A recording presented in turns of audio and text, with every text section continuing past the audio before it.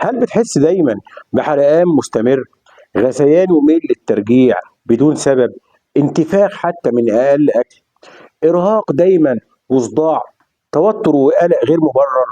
ممكن تكون بتعاني من غير ما تعرف من حاجة اسمها جرثومة المعدة.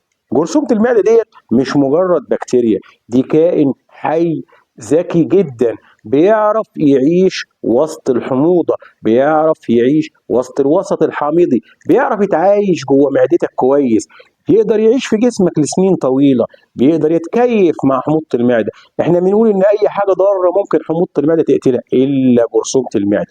في ناس مصابة ومفيش اي اعراض، وناس تانية حياتها بتتشقلب وحياتها بتتقلب معاناة يومية بسبب جرثومة المعدة.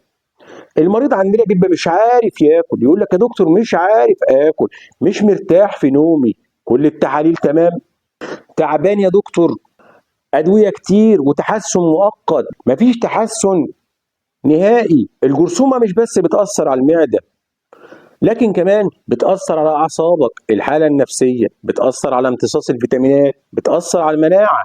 السؤال هنا، ليه العلاج احيانا بيفشل؟ وليه ناس بتخف وناس تاني لا؟ ليه لما ناس تاخد علاجات الجرثومه بتخف وناس تانية ما بتخفش؟ لان المشكله مش في الجرثومه بس، لكن في سبب المعاناه. العلاج الحقيقي مش قتل الجرثومه، العلاج الحقيقي هو علاج الجذور، هو علاج الاسباب.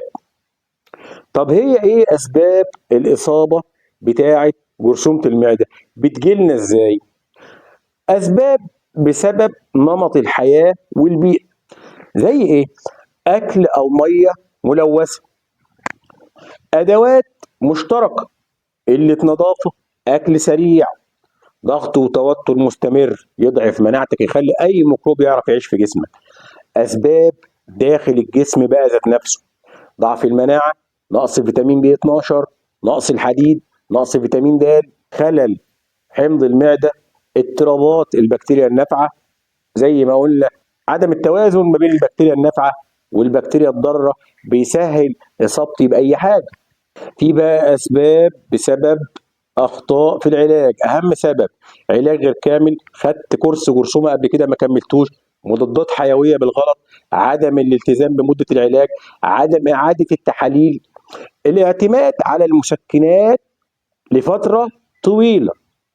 عندنا الوقايه خير من العلاج.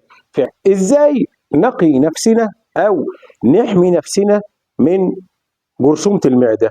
اغسل ايدك كويس قبل الاكل وبعده، اكل وميه نظيفه، ما تشاركش ادواتك مع حد، ما تاكلش في نفس الطبق مع حد، ما تاكلش بنفس الشوكه مع حد، ما تاكلش بنفس المعلقه مع حد، ابعد عن التوتر، اعمل حاجات تزود مناعتك يوميا. العلاجات الطبيه دايما نوعين، العلاج الدوائي بروتوكول متكامل حسب التوصيات العالميه، اكثر من نوع مضاد حيوي، ممكن بنحتاج على الاقل نوعين مضاد حيوي مع منظم للحموضه. اكتب لك الادويه بالتفصيل في الوصف، بس الادويه ما بتستعملش الا تحت اشراف طبي، تاخد ادويتك تحت اشراف طبي، تعيد التحليل بانتظام عشان المتابعه، الدكتور يقول لك عيده كمان كذا، مثلا كمان شهر، كمان اسبوعين، كمان 3، هتلاقي الدنيا ظبطت معاك ان شاء الله.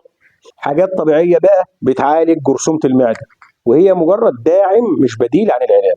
يعني عسل النحل، العسل الابيض، الثوم للي معدته بتستحمله، البروبايوتكس، الزبادي الطبيعيه، الكركم، تقليل السكريات، تجنب المهيجات.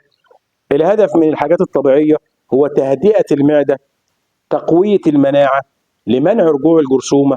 اسئله شائعه حوالين جرثومه المعده، هل كل مصاب لازم يتعالج؟ ليه في ناس بتخف وناس بترجع لها تاني الجرثومه؟ هل التوتر ليه علاقه؟ هل الاعشاب كفايه؟ هل ممكن التحليل يكون سلبي ولكن الجرثومه موجوده؟ الاجابات بسرعه كده، مش كل اصابه تحتاج علاج، لكن كل اعراض تحتاج تقييم. الفشل بيحصل لما نعالج الجرثومه وننسى الجسم ذات نفسه. التوتر بيضعف المناعه وبيزود المعاناه. الاعشاب مهمه لكن هي مش كل حاجه، الاعشاب لوحدها مش كفايه، الأعشاب مجرد مساعد للأدوية. الخلاصة، جرثومة المعدة مش مرض واحد، دي منظومة كاملة، والعلاج الصح معرفة السبب والأخذ بطرق الوقاية، ثم بعد ذلك العلاج السليم، دعم طبيعي، راحة نفسية. أهم حاجة الراحة النفسية في العلاج. لو الكلام دوت عجبك، لو أنت عندك جرثومة المعدة، شاركنا تجربتك معاها. لو استفدت بالفيديو دوت اعمل شير على أوسع نطاق، لأن شيرك يفيد غيرك. دمتم سالمين، والسلام عليكم ورحمة الله وبركاته.